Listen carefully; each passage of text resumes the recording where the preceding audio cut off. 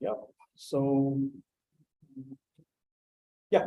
So, hey everyone, thanks for joining in. This is the second workshop of the day for the Eat for All workshop series, and really excited to have Manny here with us, who is a DevRel engineer at Polygon. And today we'll be talking about Polygon ID, and this is going to be an introductory workshop to Polygon ID. There is $5,000 worth of bounties up for grabs, and I'm pretty sure like a lot of you have your eye on it to be in the winning list under Polygon. So this is the workshop for you, which it's going to help you understand and then also give you some great ideas what you can do with Polygon ID. So I think without further ado, Manny, I'm going to hand it over to you. Awesome. Thanks, man. Really appreciate it. So hi all. I'm Manny, and today we're going to be talking about an introduction to Polygon ID. If you do want to follow along for this presentation, I'll give you a couple seconds to be able to scan this QR code. It'll be good. This comes with this entire presentation, all links to all code repositories, all the slides, essentially all the graphics, etc. for this presentation. So if you want to follow along, I'll be showing this near the end so that you can essentially look over this on your own time as well. So without further ado, first, just a little bit about myself. I'm Manny, a developer relations engineer for Polygon Labs. So I've been in tech for probably close to 15 years. I'm more responsible for the Europe region. So you'll see me doing talks mainly in Europe, sometimes in the US, maybe in the MENA region as well. I do technical talks, I do workshops. Follow me on Twitter. I do a lot of written content as well. So it's a little bit about myself in terms of just being in the industry and just being part of the ecosystem in that sense. So that's a little bit about me. So I'll just want to one mention before this presentation is actually like a remix or a redone or a clone or a forked presentation from one of our other DevRel engineers by the name of Steph.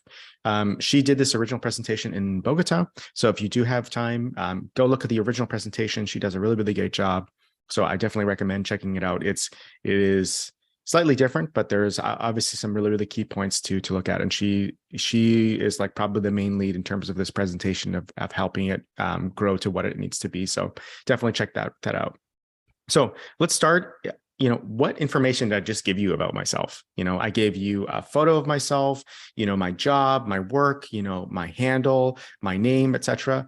All this information that I gave you, right? But what I want you to keep in mind is like, how do you know that any of this information is true? Like I'm just putting this information out there, and I want you to just keep that with you, keep that in mind. Like, how do you actually verify the information that people kind of give to you, or in a verified manner in that sense? Okay. So let's use an example because SpongeBob is a great example. So to illustrate this. So let's say SpongeBob is pulled over by some police officers and they ask him to identify himself, essentially, what's your name? Identify yourself, etc. SpongeBob just points to his work badge in terms of saying, hey, I'm SpongeBob. Obviously it's me. But in the spirit of Web3, there's this idea or this mantra of don't trust and verify. So how do we know for sure what SpongeBob is saying is true? That his name is actually what it says it is. He's not lying. There's no sort of misinformation that's going on there. So in that sense, how do we kind of verify this information? Okay. So, and one of the most traditional methods to do this is actually a driver's license. So, let's say SpongeBob hands over his driver's license to the police officer, says, here you go, here's the proof. It's my driver's license, it has my name on it, etc. But what you'll notice is on this driver's license is that there's a whole bunch of other information that he gave that wasn't requested from him, right?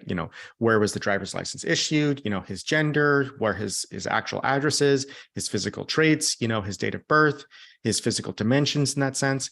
So all this information that was given to the officers, but that's not what they asked of him. They only asked for him of his name to be able to verify some sort of information from them, okay?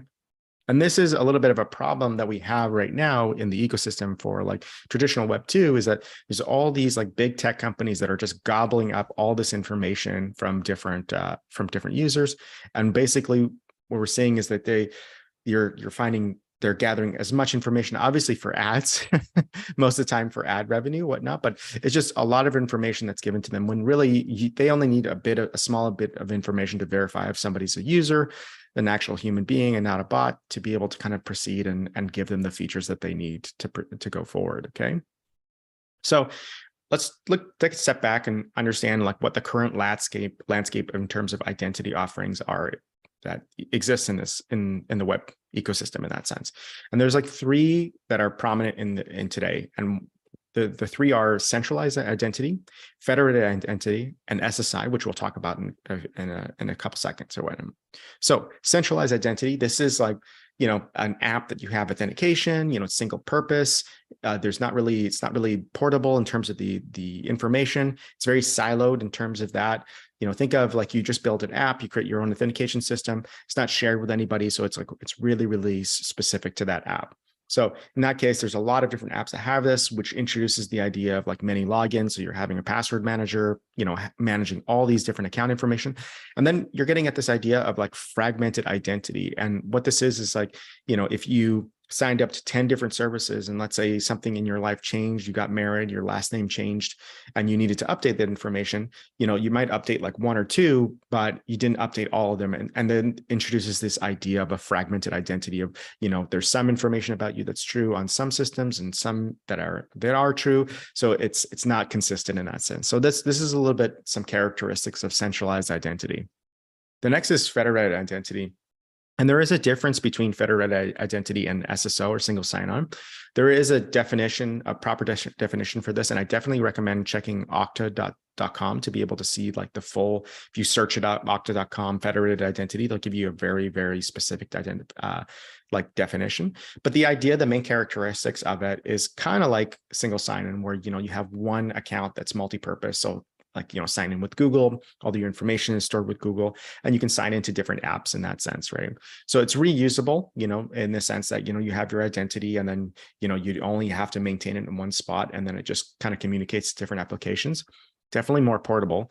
But one of the big drawbacks is, your big tech kind of owns your data. You don't actually own it in that sense. It's really, hey, it's Google that owns it, and they control in terms of how your identity is shared with different service providers. Right. So this is characteristics of federated identity, more portable, but again, big tech owns it in that sense. And then the last is called SSI, or self-sovereign identity, or in this case, decentralized self-sovereign identity. So it has all the perks of, federated identity in the sense that, it's very portable, you can share it with multiple applications, but what this allows you to do is actually have more control over your data, in terms of you own all the information and you get to decide what information is shared with third parties rather than Google in that sense. And self-sovereign identity actually is not necessarily a new concept, but I definitely recommend reading about this further in a book called Self-Sovereign Identity. But it's really about empowering you as users and a different methodology of owning your data more, and then being able to decide which applications have control in terms of you get to control what information is shared with them. And sometimes in ways that aren't required in terms of divulging too much information, in a way that just proves that you know some certain information. So that's self-sovereign identity. So let's get back to SpongeBob. So in self-sovereign identity, there's this concept of the trust triangle, okay? And this is like very similar to, if you look at OAuth in that sense, it's like really there's like almost like an authentication server in that sense. And this is sort of like the issuer. So if we looked at it, right, the holder, right, or in this case, the verifier prompts the holder, says, I need some sort of verification from you. Like I need verification in terms of your name. The holder actually gets the identification card in terms of their driver's license from, in this case, Ms. Puff, who is the issuer of the driver's license. So the issuer gives the holder the credentials in terms of the driver's license and gives it to the verifier. So this is exactly what we looked at before, which is, the verified credentials. Verified credentials shows the proof to the actual verifier, and the verifier trusts the issuer because it comes from a reputable source. In this case, it's like the Bikini Bottom driver's license, school in that sense, right? So it's a very simple concept in terms of, hey, how do we, in today's world, what we do in terms of verified credentials. But there's obviously some drawbacks to that, right? And this is where Polygon ID kind of comes in. It's really trying to solve this idea in a decentralized way, and in a way where we can have more privacy in terms of certain information. So like we mentioned before, SpongeBob gave his driver's license, but gave all this other information which wasn't asked of him. So in Polygon ID, we introduced this idea of zero knowledge based privacy, which is how do you kind of prove something about yourself without actually divulging that information. And that's where zero knowledge proofs come in. It's the idea of being able to create a cryptographic proof that proves something about yourself and given to a verifier. The verifier just knows that it's coming from a specific issuer, and it knows that it's trusted. So it assumes that information is correct, and no information is exchanged essentially without the user's permission to be able to the verifier in that sense. So you actually get to manage more of your information, and you get to manage and control what information is shared with certain individuals in that sense. So let's look at SpongeBob again. This is that triangle of trust, the holder, the issuer, the verifier. So let's look at an actual implementation of what this looks like in real life. We're going to do an on-chain verification. So in this case, the verifier is a request for a proof, a cryptographic proof in terms of, think of it almost like a signature in that sense that says, hey, I need to prove some information. So in this scenario, we're looking at what's called a know your customer or know your client age credentials. So we're just trying to verify age credentials, and we're going to actually jump into the code for this as well. So what's happening here is that the issuer, in this sense, so think of it as like Ms. Puff, is giving some sort of claim in terms of credentials for this age. And I'm like the identity holder, just verifying my age with this issuer. I get to store that in the Polygon ID wallet. And what this differs in terms of the Polygon, from different wallets in that sense. Polygon ID wallet is only for identity claims. It's only for claims in general, right? So it's not to store your crypto or any other tokens. It's really to be able to store claims. And that's the way for it to work for verification. So I get a claim. With that claim, a verifier, in this case, a piece of code, which we're going to do, that actually prompts us, hey, are you under the age of 20 or a specific age? And if you're older than a specific age, then you get to get an on-chain action. In this case, we're going to be doing a ERC20 airdrop, prove it, creating a cryptographic proof that's submitted essentially to the contract. And from there, you can then see, mint a specific token in that sense. So we're going to actually dive into this. So this is the principle of it. Again, an identity holder receives a request from a verifier. The issuer is where we get the actual claim, and the claim creates a cryptographic proof that gives it to the verifier to actually process the transaction. Okay, so it's code time. But before we go into it, we do need to be able to download the Polygon ID app. So this is something that we're going to be using.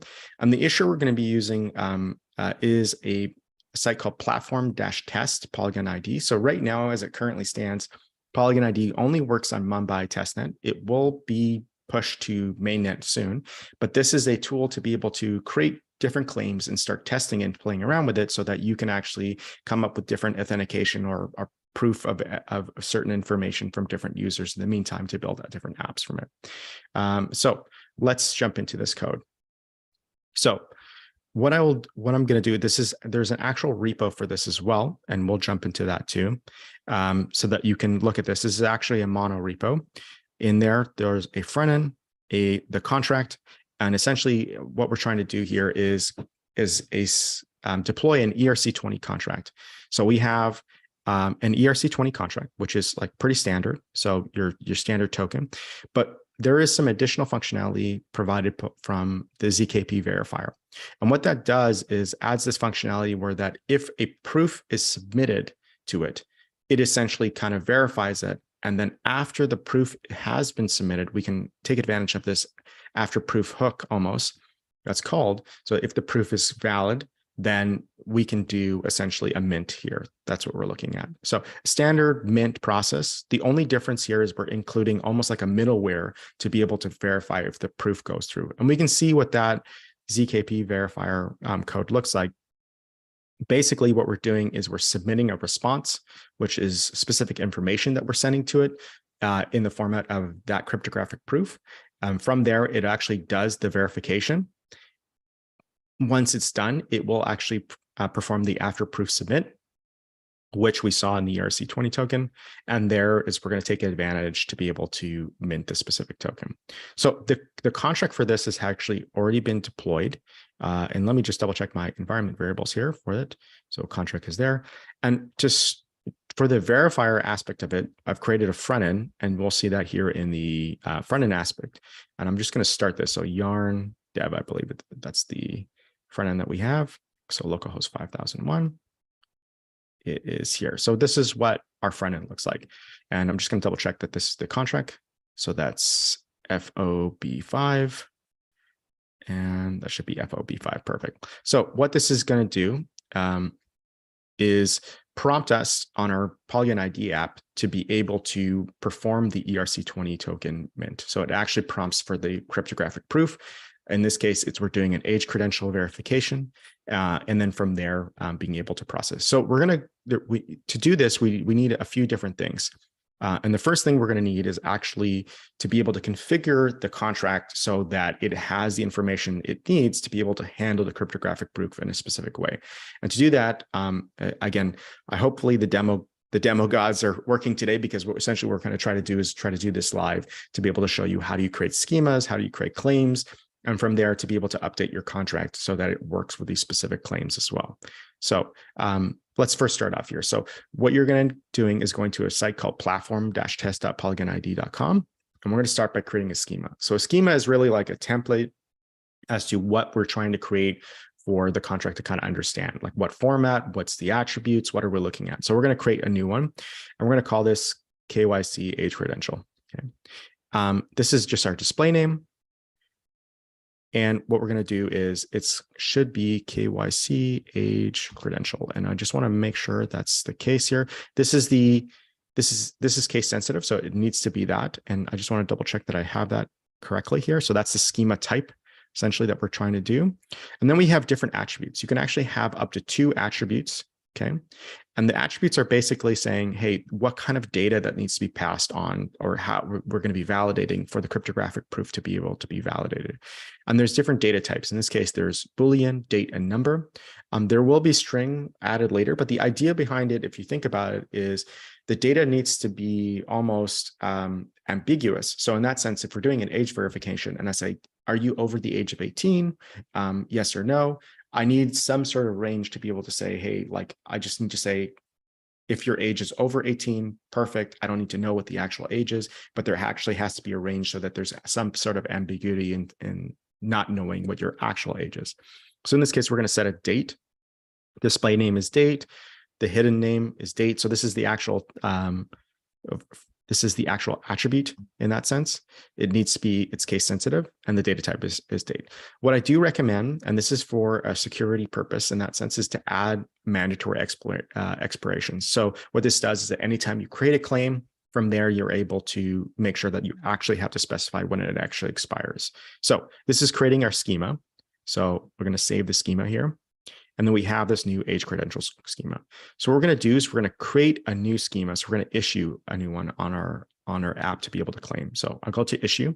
I'm going to set the date to my current birth date, essentially, or a date in the past. So I am a lot older.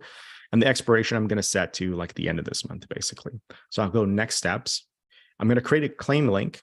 From there, I'm just going to say it's valid until the end of this week. So for security, to be able to make sure that only a certain time to be able to claim it. And we're going to set a maximum time to issue this claim. So in this case, we're just saying, hey, I only want, once it's scanned and once it's claimed, it's done in that sense. And from there, you can't claim it anymore. So let's create a claim link.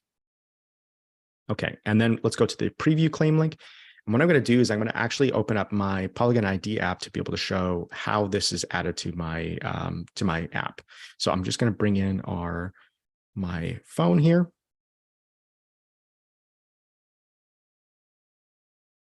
To be able to show what this looks like. Okay, so I have here my app that's opening up. I'm going to scan this QR code. It's going to connect to my wallet. It's going to ask me for my super secret password. It might take a few seconds to authenticate. So just give it a few seconds here.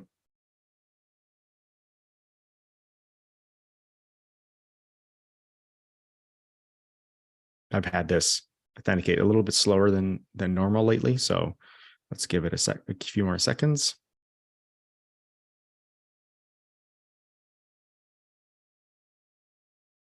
Almost there.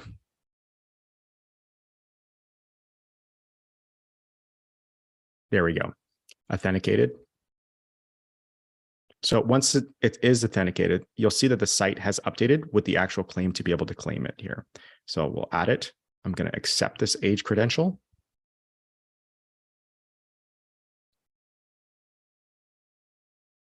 I've added my claim. And you'll notice that in my actual wallet, I have two claims and one is already expired. So you'll see here that this one was in a previous age credential. So I'm just going to remove this one from my wallet. And then from there, you'll see the age credential claim that we've added to our wallet here, the issuer, the expiration, and the value, which is like the 1st of January, 1970. Okay, perfect. So we've added this information. We've gone through, we've created the claim. All that information is set up. So the only thing that we need to do is we need to be able to update our contract. So we actually have a deployed contract of that ERC20 to be able to say, hey, this is how we're going to interpret things so that you can process the transaction correctly. So to do that, I need to actually go back here and copy a few informations that I need to fill out for some environment variables. So here, the schema ID, which I need to paste here, the schema hash, and then the schema URL, okay? And we know that the schema type is KYC age credential. So those are the three things that I need to be able to update for it to interpret it the right way. So all this information is added for both the front end and the back end in a single environment variable and file. So what we're going to do is we're going to take advantage of a script in our back end, in our contract called setCKP requests, okay? And what this is going to do is update the contract so that it can then interpret this specific verification for that cryptographic proof and understand it correctly. So all it's been set up to be able to handle it the right way it needs to. So we will see that it creates a schema. The slot index actually refers to the attribute in this case. So in this case, attribute 2 was the first slot index. Attribute 1 was slot index 2, and attribute 2 is slot index 3, actually. So, and what I mean by that is if we see here and we're creating a new schema, I'm talking about this specific attribute. So that's slot index 2, and this would be slot index 3. So that's what that's referring to. And then we have this operators. So you'll see there's things like EQ, LT, like less than, greater than, in, not in, etc. And we get this specifically from our environment variable. We'll see that here. It's got to be less than. So it's looking for a required value of less than 2002 January 1st. So anybody who's older than that age, so less than, would be able to verify that they could process the transaction. So we're going to take advantage of this, and this just updates the contract and sets the setCKP request in the sense. So let's create a new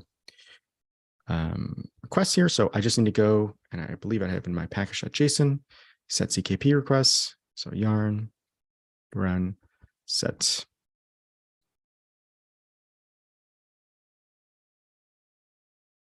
So we'll go see this go through. Network should be working. There you go. And then we'll see what the transaction.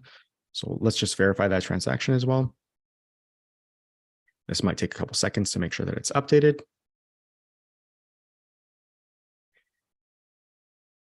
And we should see that on the contract itself. Like we mentioned before, a request is going to be put through. So that's the request that we made, setCKP request. Let's just refresh this to see, and it was successful. Perfect. Okay, so now it understands, the contract understands how to do how to prompt the verification and how to handle it in the sense that, hey, once the proof is submitted, it knows how to handle it in terms of the criteria of looking at the date and the age and the requirements in that sense so that it meets its requirement. Okay, so we've updated. So the next thing we're going to do is, now that we have our front end set up, and remember that our front end is set up in a way that all the environment variables are in the application. So it imports those environment variables and sets it for that QR code that we saw prior. So let's go back here, refresh it. And then I'm going to open up again my app to be able to show what this looks like. So 1 second. Okay, so here we're back in the application. I'm going to scan this QR code. Okay, it's going to ask for a proof or request for the KYC age credentials, create a cryptographic proof. Oh, it's not found in our wallet. That's probably because of the naming conventions. So we might just need to do this one more time in terms of the age credentials. So let's try this again. It's actually, I believe I needed to make the name all one. So let's try this again. So KYC age credential, it needed to be all together. Date. This is live debugging, by the way. And let's set the date again to like February 1st. Expirations by the end of this month. And selected date should be valid into then. We're going to create one, create claim link. And let's add this to our app. So one more time here.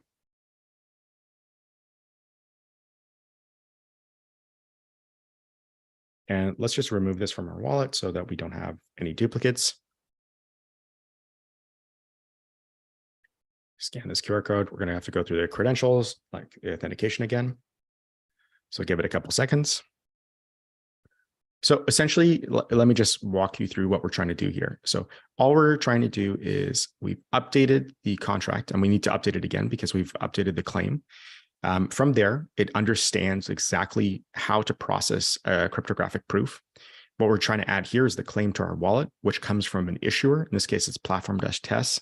From there, it is able to have it in the wallet. So anytime there's a verification, whether or not it's some sort of on-chain verification, there's also off-chain verification. And a lot of on the repo that we'll be sharing at the end, there's some examples of off-chain as well. So let's just continue here. I'm here, added it, add the claim. And like we mentioned before, I need to be able to update our contract again. So let's go here, go to our schemas, and it's this one now. So we need to update our schema ID. So let's go to our environment variable files. So schema ID, schema hash, and schema URL. And we need to update the contract again. So run set CKP requests, because all this information has been updated. There we go. And let's just double check that this is working correctly. Should take a couple seconds. I realize we're getting close to the end here, but this is like the very last bit to be able to process the transaction. So we've updated the environment variables. So let's just double check that this, restarting our server. And then if we go here, and let's go through the process again of just getting the app to be able to show the QR requests processed. So here, going to scan it.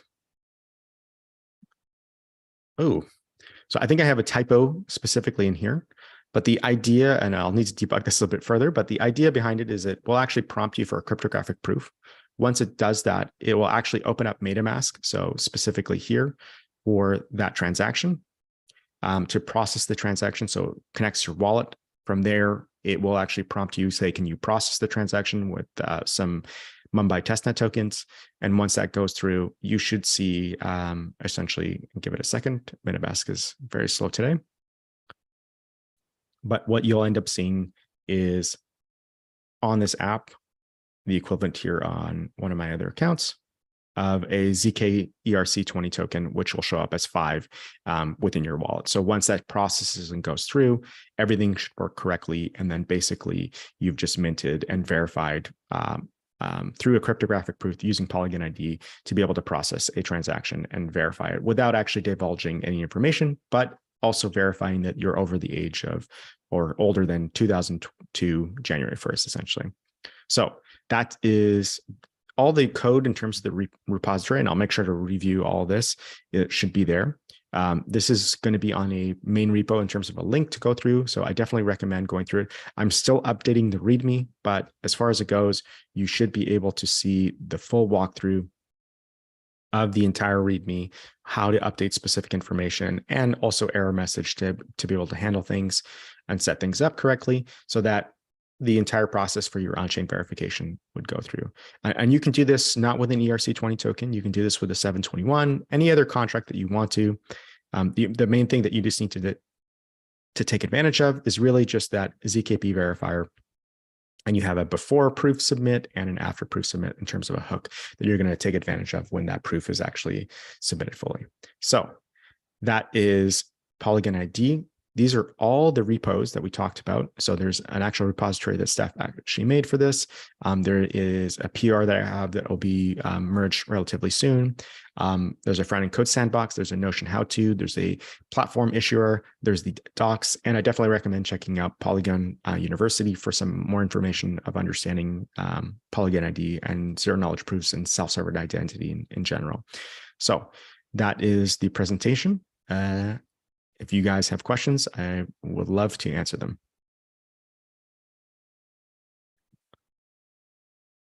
And again, you still there with me? Yep, I'm there. Perfect. So that was a lot to learn, and then definitely a lot more interesting, especially with like the references from the beginning. Even like I was glued to the presentation, so that was really cool. I definitely do see some questions. So the first question we have: how do we know if the issuer is trustable? Yes. So we get this question a lot. So right now you have to understand is that the platform is very open. So anybody can become an issuer. But you'll notice though, in the code itself, there is a field to be able to specify which allowed issuers that you can trust. So in this case, it's set to star, but you can actually do a comma separated in terms of different issuer names. But the idea behind it is if you are, depending on who you are, you might say, I only trust issuers from XYZ to be able to do age verification. So you can actually say, you can actually pinpoint which issuers you do trust in that sense. Next question, will Polygon do KYC for the holder? So in that sense, there is a service that Polygon does have with working with a third party to be able to do KYC. So you can actually upload your passport, et cetera. But the idea behind it is I don't think that Polygon itself will become an issuer for KYC. It just allows the tooling to be able to do this so that you can use cryptographic proofs to prove information. So if there is a third party, like a government institution, or maybe even a background check in terms of security, you'll give them their information to be able to kind of do that background check. So they might be an issuer themselves. They'll issue a claim to you. And then whenever you try to do that, verify information with other parties that are requesting that information, and if they trust that issuer, you can do that KYC in a sense. So you can know your customer to be able to, do they meet their right age criteria? Are they from a specific country? Do they have a tax number that they need to be able to verify? So in that sense, it's more the platform, and it gives other people to do KYC on top of that platform.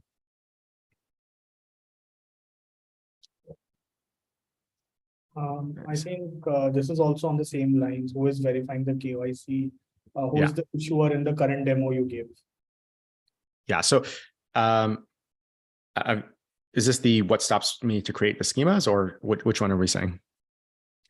I think, Sandesh, if you want, you can give more clarity on your question. I think that should help us get more context. So you can just put it in the Q&A box again. Till then, I think we can take another question. So I think this is also on the same lines. What stops me to create schemas and validate myself? You could definitely do that. The idea behind it is really anybody can become a validator in that sense. It's open in the sense that, it's really who you decide that you trust as a validator in that sense. Again, so you can have, right now, we just created a platform for you to be able to test this out, like platform-test as an issuer in that sense. So you create your schemas that follow the hash information that come from a specific. So what you have to understand, though, is that there is actually an underlying mechanism behind this too, is that there is a contract, and you'll look in the environment variables here, that needs to be set. And this is deployed to Mumbai. And ideally, when Polygon ID becomes deployed to mainnet, you don't change this address. This is actually specified to be able to handle the validation process. So this is also through the app. So there is a decentralized or blockchain aspect of it where if a proof is created from an issuer, it actually is updated on a contract to say this proof is valid. No information is stored, but just the ID of that proof is saying, or that claim is saying this is valid. And you can actually invalidate that claim as well. So from that sense, the verifier still performs a check to that validator contract to say, hey, is this claim still valid, as a last minute check too? Not to mention, like, hey, it does all your age credential verification, but it also does that last minute check to see if this claim is still valid, and validates that, hey, it's coming from a trusted issuer too. So anybody can, but it's really, really up to you to be able to decide, hey, which I can specify specific issuers that I do trust. All right. I think we have like kind of a follow-up question. I know how to get Polygon ID, but how can we add a verification system for Polygon ID? So it depends what kind of verification system, right? The example I showed you is like an on-chain verification. There is also off-chain. It's quote unquote off-chain because it still doesn't perform a check in terms of the blockchain on Mumbai to be able to see if that claim is still valid. But the idea is you could have an off-chain verification process where, hey, you're like trying to sign into a site and you're trying to do verification, and there's no information that's stored on the blockchain. Again, it's like if you're logging into a site, it'll prompt you, are you an actual human being, or are you a person that comes from this specific country or these specific whitelisted countries, to be able to do that verification. And then no information is shared. I do know that we're talking in terms of Polygon ID team, they're debating if we should actually allow the user to divulge certain information if they want to. It's up to them. But the idea is really, hey, you can decide what information is shared, and you can do it both off-chain and on-chain as a process. Again, just understanding that there has to be some sort of connection to the internet to be able to make an RPC request to be able to validate if that claim is still valid. So, yeah. I think the next question is, any documentation available for all the steps mentioned for setup? I think yes. Yeah. Yes, so there is. There currently exists two, which I'll share with you briefly. In this presentation, you'll see there's one for the GitHub tutorial with all the steps. You can also follow a Polygon a Notion doc that goes through a lot of these steps as well. But also review this video. They'll go through the steps, and in that repo, like I mentioned before, I'll be updating a README with all the steps, even handling erroring, to be able to say, hey, if there's specific error happens, it's most likely because of this that you need to change as well. So all that information will be in that GitHub repository. So I definitely recommend, if you can, scan that QR code to be able to have the presentation, and you can refer back to it as well. So I think we have time for two more questions, and then we can call this a wrap. I'll take the first question over here.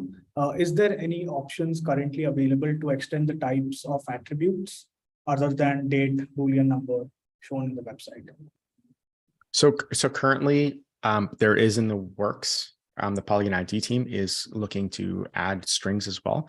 The reason why you typically want a number, again, is the level of ambiguity, in the sense that there needs to be like a trail of doubt, right? Like if I said to you, what is your name John Smith? It's really like a Boolean, like it's like yes or no. So there's no ambiguity. It's like, obviously you're John Smith. So why do I need a zero knowledge proof to be able to prove something that's exact, right? Versus like, I want to know, do you make this much money in terms of a salary range to be able to qualify you for a loan? I don't know how much money you make to be able to identify you, but do you fit within this specific range so that I can say, do you meet this specific criteria? And from there, I'm able to kind of, validate you. So there is options to add more. There's obviously multiple attributes you can do. But as far as it goes, this is currently what it is, with the possibility of adding strings, so as the different data types. And this is all going to be defined by the Polygon ID team, essentially.